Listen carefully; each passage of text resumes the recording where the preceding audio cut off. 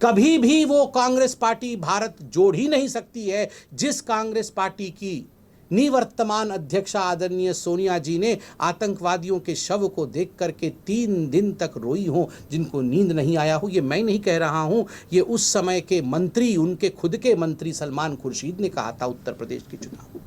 वह कांग्रेस पार्टी भारत कभी जोड़ नहीं सकती है जिसको लगता है राम का अस्तित्व ही नहीं है, जिस राम के अस्तित्व को, ऐसा कहने वाली कांग्रेस पार्टी। और अभी कर्नाटक में उनके अध्यक्ष ने जिस प्रकार से हिंदुओं को गाली दी है, यह भी हमने देखा है। और जहाँ तक अग्रसर गुजरात, यह जो कार्यक्रम है इसका संबंध है, इसकी भी एक एक्रोनिम बनाया है, एक शॉर्ट फॉर्म है और एक उसका लार्जर पर्सपेक्टिव है। ए फॉर आवास, प्रधानमंत्री आवास योजना के माध्यम से जिस प्रकार गुजरात को 11 लाख घर मिले हैं, यह अपने आप में एक इतिहास है। ठीक उसी प्रकार जी से गिफ्ट सिटी, मैं खुद गिफ्ट सिटी में बैठा हुआ हूँ और निवेश में गांधीनगर में गिफ्ट सिटी के माध्यम से अंतर्राष्ट्रीय इंटरनेशनल इन्वेस्टमेंट जो आया है, वह अपने आप में पूरे विश्व के लिए एक नया कीर्तिमान स्थापित करता है। और अगर गिफ्ट सिटी बनती है तो आर से रोजगार भी बनता है, आर से रोजगार अर्थात एम्प्लॉयमेंट भी होता है, और ई से इलेक्ट्रिसिटी। मुझे याद है कि जब हम पेपर में पढ़ते थे ज्योति ग्राम योजना के विषय में, उस समय हमने सोचा नहीं था कि भविष्य में जब प्रधानमंत्री नरेंद्र मोदी गुजरात के मुख्यमंत्री के बाद प्रधानमंत्री बनेंगे तो इसी ग्राम ज्योति के रास्ते चलते हुए वो समग्र भारत में विद्युतीकरण का एक नया कीर्तिमान स्थापित करेंगे, एक नई क्रांति लेकर आएंगे। तो गुजरात हिंदुस्तान का वो पहला राज्य बना जहां ग्राम ज्योति के माध्यम से प्रत्येक गांव को विद्युत पहुंचाया गया, इलेक्ट्रीफाई किया गया।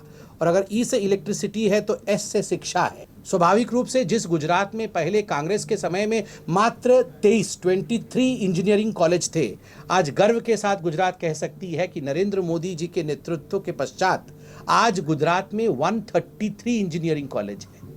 जिस गुजरात में पहले मात्र 31 प्रोफेशनल कॉलेज थे, आज 503 प्रोफेशनल कॉलेज गुजरात में है। और जिस गुजरात में मात्र 30 पहले आप याद करिए पॉलिक्लिनिक इत्यादि होते थे, उसमें भी बहुत बड़ी वृद्धि हुई है। यह अपने आप में गुजरात की एक गाथा। मैं एक डॉक्टर हूँ, मुझे याद है कांग्रेस के समय में मात्र 1200 कुछ मेडिकल सीट होती थी, आज 5700 मेडिकल सीट गुजरात के अंदर मौजूद है। तो ये शिक्षा की गाथा को अनवरत अग्रसर गुजरात कहता है। और ए से आयुष्मान भारत, अग्रसर में ए से आयुष्मान भारत, आयुष्मान भारत के माध्यम से 1.48 करोड़ आयुष्मान कार्ड गुजरातियों को दिए गए, जिसमें से 77 लाख लोगों के अकाउंट में डायरेक्टली पैसा गया है, 5 लाख रुपए प्रति वर्ष का, जिससे उनकी चिकित्सा संभव हुई। यह भी अपने आप में किस प्रकार से गरीबों की चिंता नरेंद्र मोदी जी ने, माननीय प्रधानमंत्री जी ने गुजरात में अनवरत किया है, इसकी पटकथा कहती है। और अंत में आर से राशन है। आप याद करिए 2 वर्षों से भी अधिक का समय हो चुका है, आज भी कोरोना से समय से लेकर आज तक जो राशन बांटने का काम 80 करोड़ से अधिक हिंदुस्तानियों को पूरे भारतवर्ष में और लगभग 71 परिवारों को 71 लाख फैमिलीज को, 71 लाख परिवारों को गुजरात में नरेंद्र मोदी जी मुफ्त राशन केंद्र से भेज रहे हैं।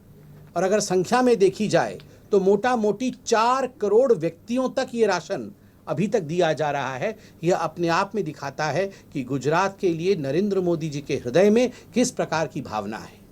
स्वाभाविक रूप से यह गुजरात, जिस गुजरात ने एक ऐसे प्रधानमंत्री को इस पवित्र मिट्टी से भेजा है, द्वारकाधीश जी की मिट्टी से, सोमनाथ जी की मिट्टी से, एक ऐसे प्रधानमंत्री हिंदुस्तान को मिले हैं जिनके रहते हुए नामुमकिन शब्द आज मुमकिन बना है। कभी हमने नहीं सोचा था कि, मैं तो उड़ीसा का हूँ, उड़ीसा के एक साधारण गांव से आता हूँ, इसलिए मैं तो धन्यवाद करता हूँ गुजरात का।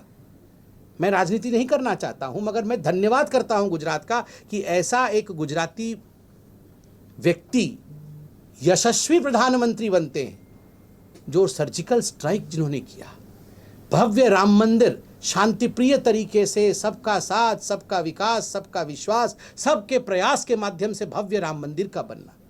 केवल इतना ही नहीं, आप सोच के देखिए, जीवन काल में हमने कभी नहीं सोचा था अनुच्छेद 370 हट जाएगा।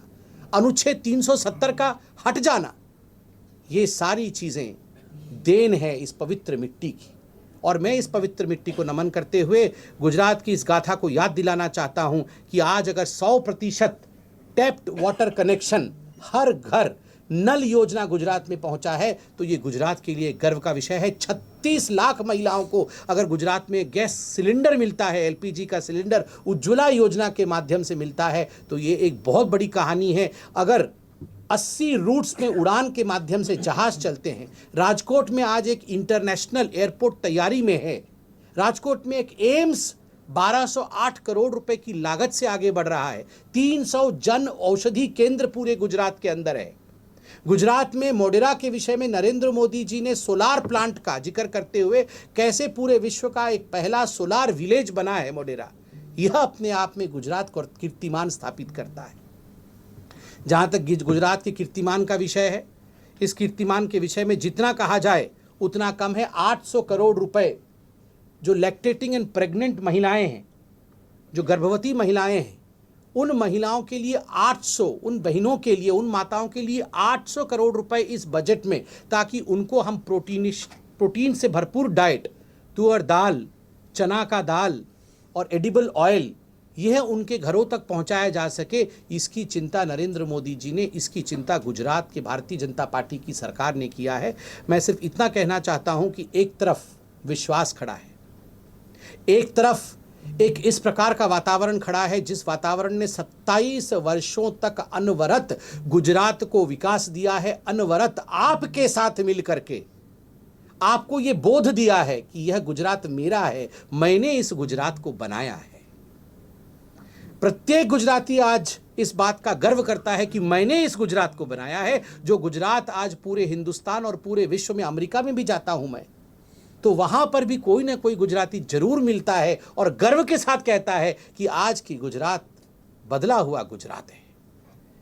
और जब नरेंद्र मोदी जी कहते हैं मैंने इस गुजरात को बनाया है, यह विश्वास प्रत्येक गुजराती का है कि प्रत्येक गुजराती ने अपना विश्वास एक ऐसी पार्टी में, एक ऐसे व्यक्ति में, एक ऐसे सुपात्र में जताया जिसने कर्ज के साथ उस विश्वास को चुकाया है।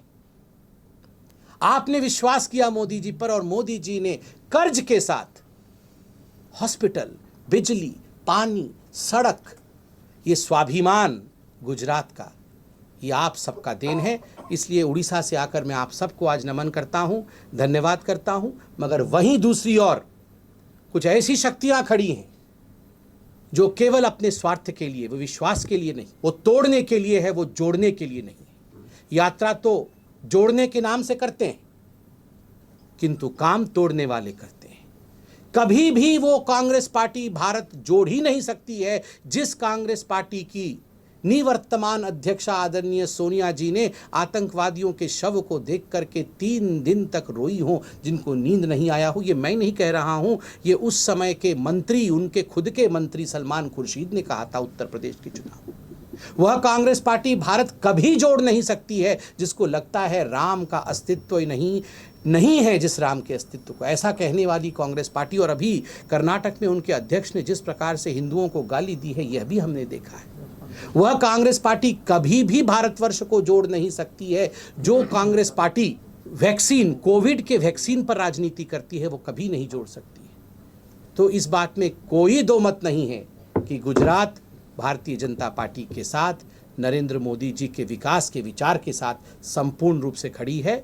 और इतना ही कह के मैं अपने वक्तव्य को समाप्त करूंगा। और चूंकि ये बाइट था, ये आदान प्रदान का विषय नहीं है। जो भी प्रश्न उत्तर इत्यादि मैंने सभी प्रश्नों का बहुत ही विस्तार से जानकारी अपने कार्यक्रम में दिया है, वहाँ भी आप लोग मौजूद थे। बहुत बहुत धन्यवाद, आप सबका बहुत बहुत आभार कि आपने सुना।